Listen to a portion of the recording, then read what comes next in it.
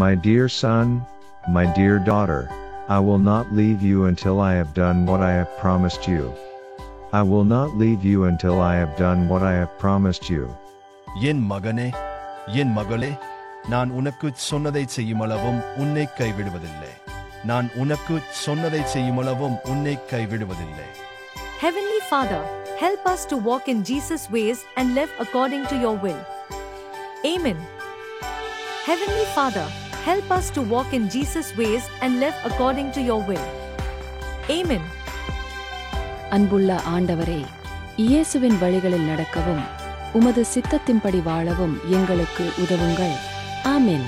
அன்புள்ள ஆண்டவரே, இயேசுவின் வழிகளில் நடக்கவும் உமது சித்தத்தின்படி வாழவும் எங்களுக்கு உதவுங்கள். ஆமென்.